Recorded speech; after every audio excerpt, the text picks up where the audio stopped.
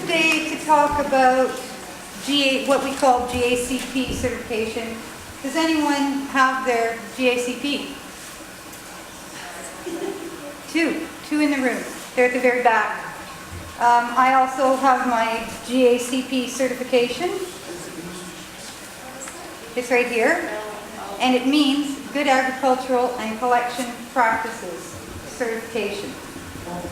I got this certification, about 4 years ago in Port Alberni at the Sishat Nation when they were doing the, they put on a workshop. It's a 2-day workshop. This is given by the Government of Canada, the provincial governments work together to do this, and the CFIA, which is Canadian Food Inspection Agency.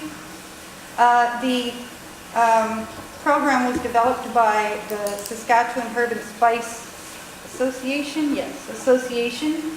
and that was through years of research by wildcrafters and business.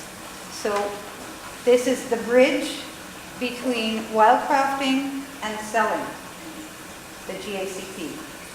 There are also GAP certifications, which is Good Agricultural Practices, which is a 1-day workshop that some of you may have.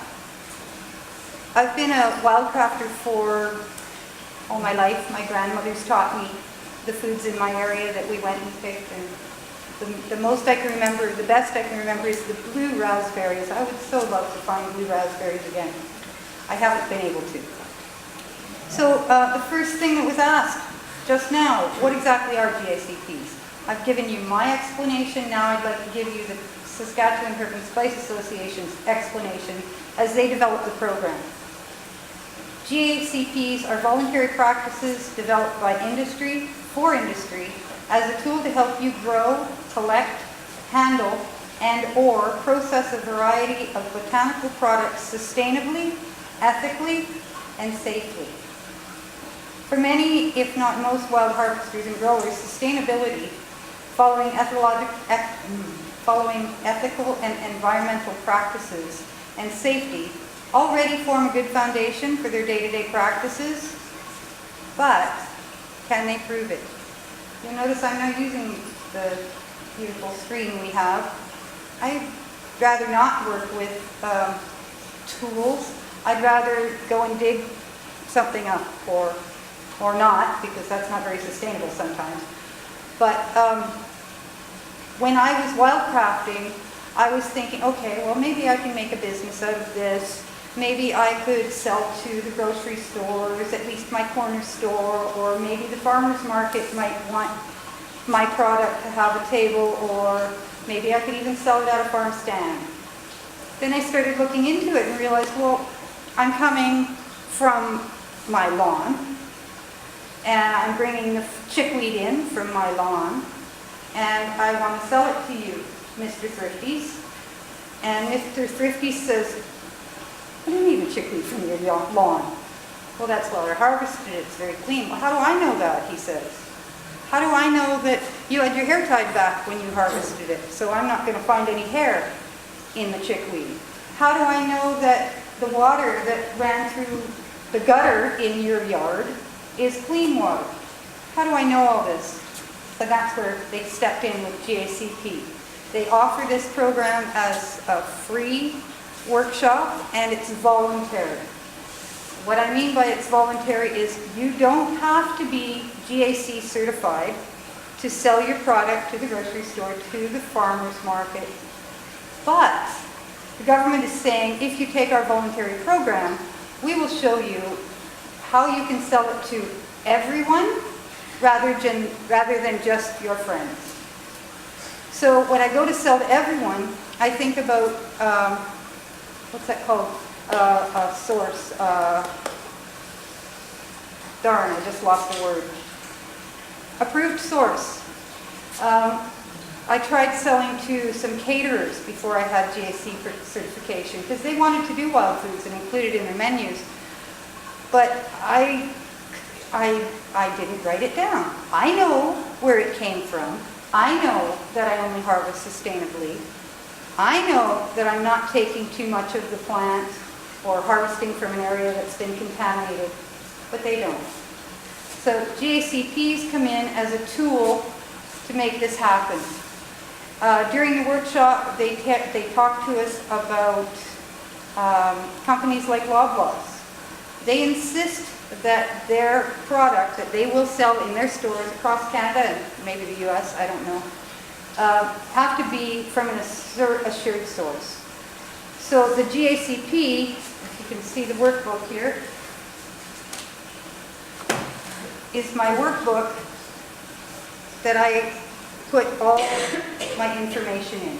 I put in what time I harvested, where I harvested, who was with me or who harvested it, whether they wore safety gear in terms of food safety and protection for you, what the weather was like, exactly what date it was, exactly the GPS, if I can do that without using machinery. You can do latitude and longitude. So now, if I take the same chickweed into Thrifty's and I say, I want you to sell my chickweed, they say, oh, well, how do we know that's good, clean chickweed? And I say, because I have it right here. I have the date I picked it, I have it where I picked it, I have when I picked it, I have how I picked it, I have how I cleaned my knives, or whatever I'm picking it with, after each use. And that means sterilizing. That means I have to carry, if I'm going into the bush to collect more than 2 things, I have to carry some sterilizer for my knife, or use a different knife per plant. So they were developed in Saskatchewan, and when I heard about it, they were hosting one on First Nations Wildcrafters, went and learned how to present the GACP program. And as I said, it's over 2 days. It's fun. One of the chapters is plant identification and product identification. We look at pest control during part of this. You know, just because I live at my front yard doesn't mean the city hasn't come by and gone squirt, squirt, squirt, squirt, squirt, squirt. So I've got to know my municipal laws if I'm going to harvest within a municipality. I even want to know if the farmer is using pesticides, because I don't want pesticides on my product.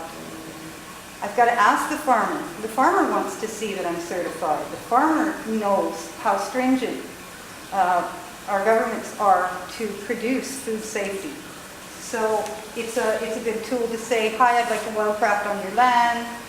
This is what I do. This is my business name. This is who I sell to, and this is my proving.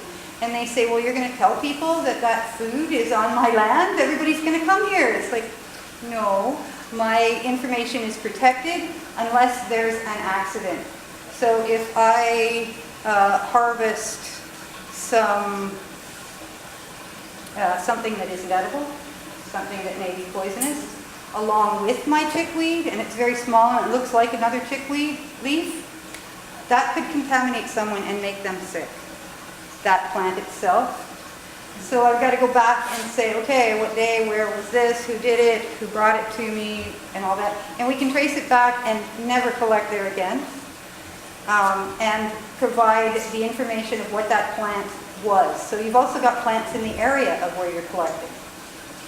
So when I said it's voluntary, back to Loblaws, they insist that the products they sell are wrapped in the security blanket of food safety. Makes sense to me. Why? So we can track the safety, the quality, the traceability of all the raw materials that we're going to eat and put in our dishes and recipes and things like that. We're looking for extreme zeroing in on species identification, botanical identity, and we also want to look at the variety of the plant. Like, there's 2 kinds of dogwoods out there. One is our native dogwood and the other is an osier dogwood. The osier dogwood has a fruit on it that big. The native dogwood has a smaller, much smaller fruit, and it's not as tasty, of course. But we want to know that. We want to know if It's contaminated, as I said, with other toxic botanicals or other toxic chemicals. We want to ensure the purity of raw materials, and we've got to watch out for contamination from things that we can't see as well. Microorganisms, heavy metals, pesticide residues, environmental toxins, adulterants. So the GACPs are based on HACCP. HACCP stands for Hazard Analysis Critical Control Points, and it's a food safety program, and it's looking at that you are saying what you're going to do exactly, you're doing exactly what you said you're going to do, and that you can show that in writing at the end of the day. A little bit about the book. When I got there, when I got to the workshop, I said, "Oh, this is a big book. You want me to write on almost every page in this?" And they said, "Well, yeah, Deb. You've got to be traceable." So when I look at my book, I look at pest control products purchasing and receiving lists. So this is, oh right, I didn't get into that part. It's a 2-day workshop. One is GAP, Good Agricultural Processes. Thank you. And the other is Good Agricultural and Collection Processes. So you learn both. So I can take my wild-crafted gumweed seeds and plant them on my property. I still have to say where that came from. For you, just a little handout from the Saskatchewan Herb and Spice website, and I'll tell you that you can come to Lush and get the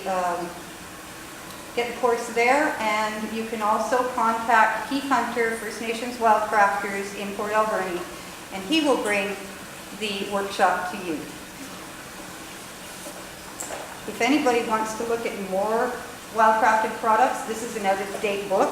I looked through it to see if any of the people were certified. I have a wildcrafting business called Wild Walks, and at the bottom of my business card it says GACP certified for your protection. Any questions?